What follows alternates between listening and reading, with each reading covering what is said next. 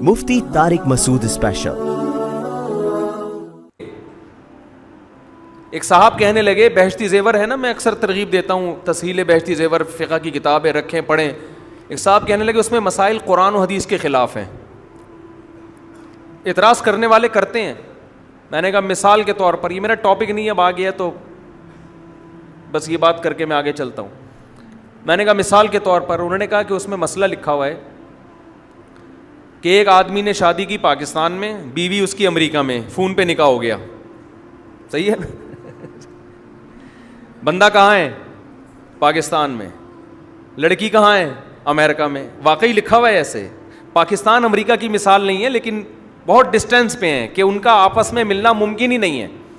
یہ پاکستان میں رہتا ہے، وہ امریکہ میں رہتے ہیں، نکاح ہو گیا، 1 سال کے بعد بچہ پیدا ہو گیا، تو بہشتی زیور میں لکھا ہے کہ یہ بچہ باپ کا کہلائے گا، یہ ناجائز بچہ بولو نہیں کہلائے گا۔ کہنے لگے یہ کیا ہے؟ وہ آپس میں ملے ہیں ہی نہیں تو یہ حلال بچہ کہاں سے کہلائے گا؟ نہیں یاری بات سمجھ میں۔ اور یقین فقہ کی کتابوں میں لکھا ہوا ہے، یہ سب کتابوں میں یہ لکھا ہوا ہے کہ شوہر پاکستان میں، بیوی کہاں؟ بولو امریکہ میں۔ یہ چاروں فقہ کی کتابوں میں لکھا ہوا ہے، بہشتی زیور میں تو وہیں سے لیا ہے کہ یہ پاکستان میں اور وہ امریکہ میں۔ سال نکاح ہوا ہے ٹیلی فون پہ، کوئی ملاپ نہیں، کیسے ملیں گے بھائی؟ سال کے بعد بچہ مارکیٹ میں آ گیا، تو شریعت کیا کہتی ہے؟ فقہ کے مطابق یہ باپ کون ہے؟ اس بچے کا باپ ہے، اس کو ناجائز کہنے کی آپ کو اجازت، بولتے کیوں نہیں؟ ایک صاحب مجھ سے الجھ پڑے کہ یہ بہشتی زیور کا مسئلہ قرآن حدیث کے خلاف ہے۔ میں نے کہا کون سی حدیث کے خلاف ہے آپ یہ بتا دیں۔ کہنے لگے یہ ممکن ہی نہیں ہے عقلاً۔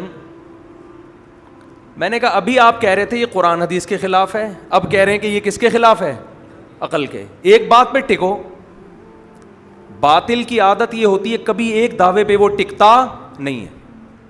جیسے ایک محترم نے دلیل دی نا، ہم نے کہا تھا کہ قبر کی مٹی عرش سے افضل ہے، تو لوگ کیا دلائل دیتے ہیں کہ عرش کی فضیلت کی دلائل بیان کرنا شروع کر دیتے ہیں، عرش بہت فضیلت والی۔ بھائی یہ فضیلت کے ہم منکر نہیں ہیں، افضلیت الگ چیز ہے، فضیلت الگ چیز ہے۔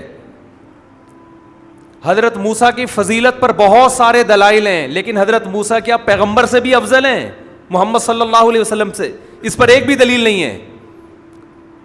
تو عرش کی فضیلت پر آپ سینکڑوں دلائل دے دو، اس سے فضیلت ثابت ہوگی، اس سے افضلیت ثابت نہیں ہوگی۔ افضلیت کے دلائل دو، ٹکتے ہی نہیں ہے نا کسی ایک بات۔ کہتے ہیں عرش اللہ کی ذات سے ٹچ ہوتا ہے، یہی ثابت کر دو کہ ٹچ ہوتا ہے، ٹھیک ہے؟ عرش اور اللہ کی ذات، اللہ عرش پر ہے، کما هو لائق بشانہ، کیسے ہے یہ ہم نہیں جانتے، یہ کیفیات مجہول ہیں۔ ہم کہتے ہیں اللہ 7ویں آسمان کے اوپر عرش ہے، عرش کے اوپر اللہ ہے، کیسے ہے ہم نہیں جانتے۔ قبر نبی کی ذات سے ایسے ٹچ ہو رہی ہے، مس ہو رہی ہے، اس کی کیفیت بیان کی جا سکتی ہے، عرش کی کیفیت بیان نہیں کی جا سکتی۔ پھر کہتے ہیں کہ تم پیغمبر کی ذات کو اللہ سے بھی زیادہ فضیلت دے رہے ہو، ہیں بھائی، کہ پیغمبر کی مٹی کو اللہ کے عرش سے افضل۔ او بھائی ہم پیغمبر کی ذات کو اللہ پہ فضیلت نہیں دے رہے، پیغمبر کے جسم سے جو مٹی ٹچ ہو رہی ہے وہ بھی اللہ کی مخلوق، اللہ کے ساتھ جو عرش ہے جس کی نسبت اللہ کی طرف ہے وہ بھی اللہ کی مخلوق۔ اللہ کی ایک مخلوق کو اللہ کی دوسری مخلوق پر ترجیح دے رہے ہیں۔ میں کہتا ہوں آپ کا چشمہ آپ کی ٹوپی سے افضل ہے، کیا مطلب میں نے آپ کی توہین کر دی ہے؟ بھائی چشمہ بھی آپ کا، ٹوپی بھی کس کی؟ تو قبر کی مٹی بھی اللہ کی مخلوق، عرش بھی کس کی مخلوق ہے؟ اللہ کی۔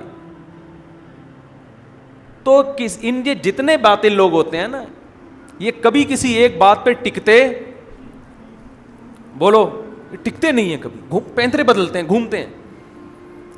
کیا بات کر رہا تھا یار میں؟ وہ بات کیا، ہاں وہ مثال دے رہے تھے کہ پاکستان میں ہے اور بیوی کہاں ہے؟ امریکہ میں۔ یہ مسئلہ بھی خوب سن لیں، مسئلہ بھی ایسا ہی ہے۔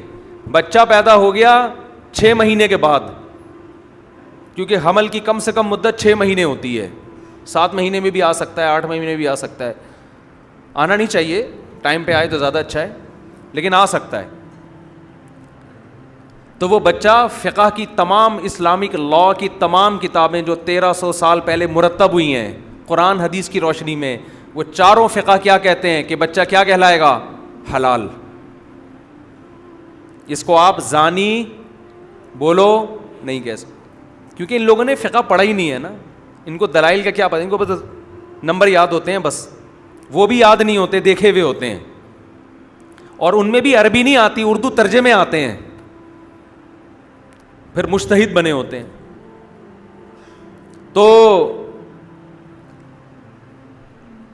میں نے ان سے کہا، میں نے کہا کون سی آیت کے خلاف ہے یہ مسئلہ؟ کہہ رہے ہیں یہ ممکن ہی نہیں ہے. میں نے کہا ممکن نہ ہونا عقل کے خلاف ہوتا ہے، قرآن حدیث کے خلاف نہیں ہوتا. قرآن کی کون سی آیت؟ میں نے کہا ہم کہتے ہیں آپ بتاؤ یہ مسئلہ کہاں سے نکالا؟ یہ مسئلہ حدیث سے نکالا ہے. الولد للفراش، بخاری مسلم کی حدیث ہے، بچہ اس کا ہے جس کے بستر پہ پیدا ہوگا.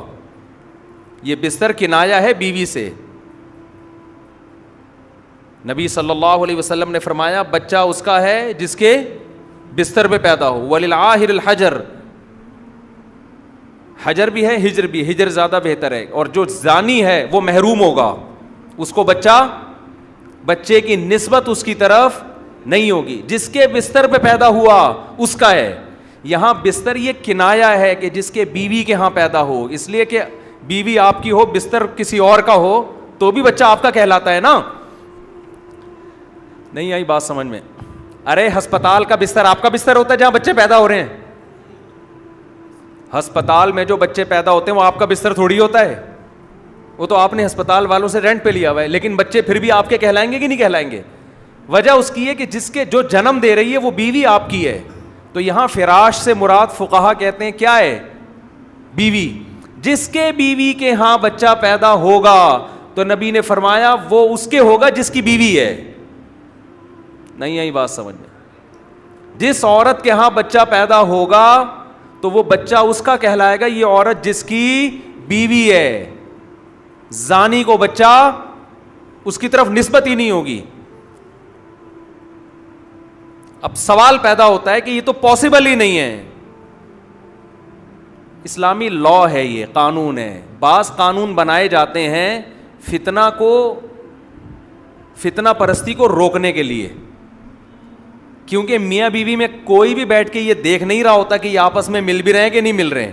شادی کے بعد بھی تو اس کا امکان ہے نا کہ بیوی آپ کی ہو، خدا نخواستہ بچہ کسی اور سے پیدا ہو رہا ہو، وہاں انگلی اٹھانے کی اجازت ہے؟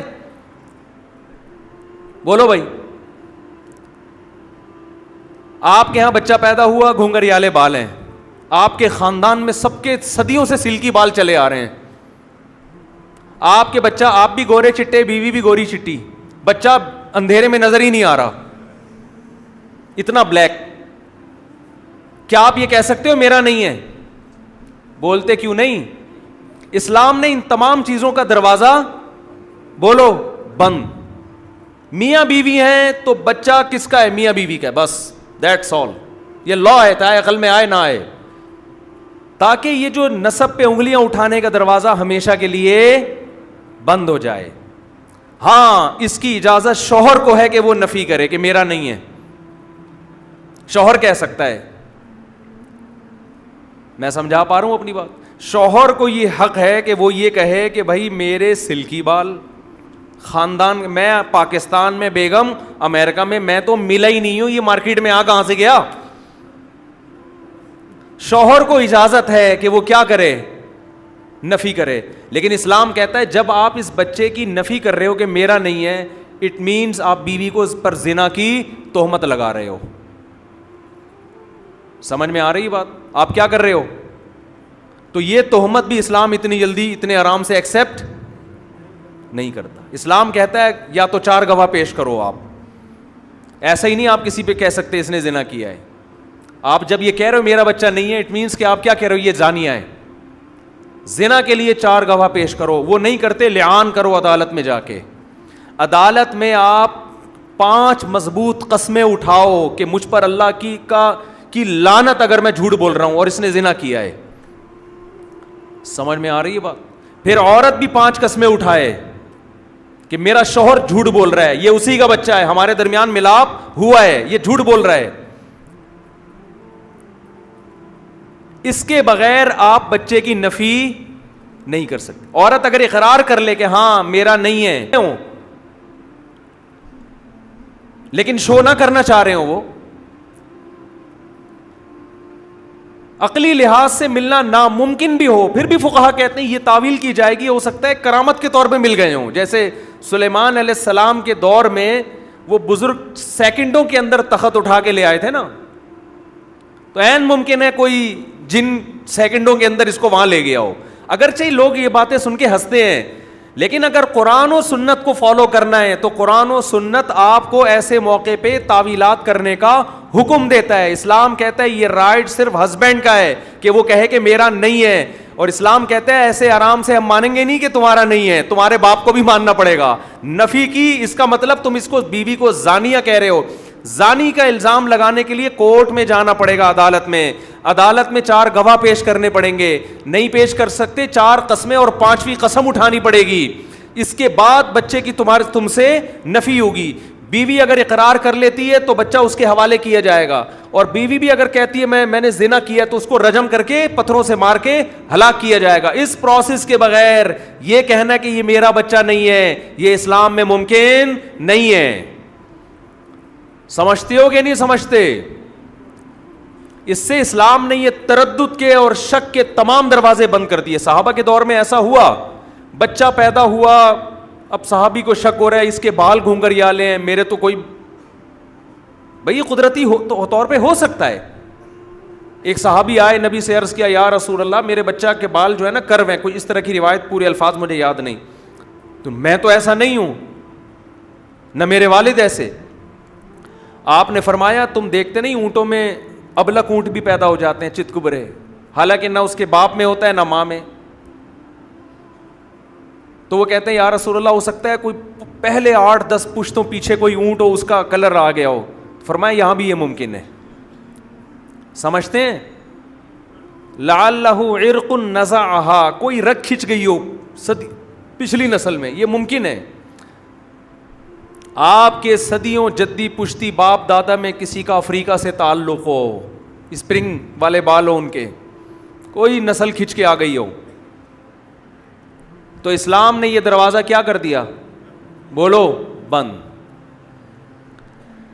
لیکن جس نے پراپر طریقے سے اسلامک لا پڑھا نہیں ہوتا وہ کیڑا ہی نکالتا رہے گا بیٹھ کے، یہ حدیث کے خلاف، یہ قرآن کے خلاف، یہ حدیث کے خلاف. تو بہشتی زیور مسائل کی کتاب ہے، پڑھا کریں، گھر میں رکھیں، خاص طور پہ خواتین کے حیض و نفاس کے مسائل، اس میں بہت ڈیٹیل سے ہیں.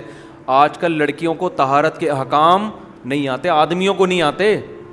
میں نے ایک دفعہ غسل کا طریقہ ریکارڈ کروا دیا تھا ویڈیو، غسل کن صورتوں میں فرض ہوتا ہے اور غسل کا طریقہ کیا ہے. ملینز میں اس کے ویورز گئے ہیں اور سب نے کہا کہ بڑی مہربانی آپ نے غسل کا طریقہ بتا دیا. میں حیران ہو رہا تھا کہ یار یہ تو سب کو ہی آتا ہے. جب میں ویڈیو ریکارڈ کروا رہا تھا میرا خیال تھا اسے تو کوئی بھی نہیں سنے گا، یہ تو سب کو ہی پتہ ہے غسل کب فرض ہوتا ہے. لیکن یہ دور جہالت کا ہے. مسلمان کو یہ بھی نہیں پتا کہ غسل کب فرض ہوتا ہے اور غسل میں فرائض کتنے ہیں، غسل کا سنت طریقہ کیا ہے. یونیورسٹی اور کالجز میں تو پتہ ہی نہیں ہے بالکل. تو اس لیے میں بار بار ترغیب دیتا ہوں، جامعۃ الرشید نے بہشتی زیور کو آسان کر کے چھاپا ہے، تسہیل بہشتی زیور. وہ کتاب پڑھیں اور گھر میں لا کے رکھیں. بچیوں کو جہیز میں دیا کرتے تھے ہندوستان میں مسلمان. اس میں موٹے موٹے فقہ کے مسائل سننے کو ملیں گے، آپ کو پڑھنے کو ملیں گے. سجدہ صحف کے بنیادی احکام، وراثت کے بنیادی احکام. کچھ تو ہمیں علم دین کا ہونا چاہیے نا. اور اس کا کوئی مسئلہ آپ کو لگے نا کہ یہ قرآن و حدیث کے خلاف ہے تو کسی پروپیگنڈے کا شکار نہ ہو. ہم یہاں بیٹھے ہوئے ہیں، انشاءاللہ آپ کو بتائیں گے کہ جو یہ کہہ رہا ہے قرآن حدیث کے خلاف ہے وہ غلط کہہ رہا ہے. اس کے مینٹل لیول سے اوپر کی چیز ہے، اس لیے اس کو لگ رہا ہے، اس کے پاس ہے ہی نہیں، علم ہی نہیں ہے قرآن حدیث کا.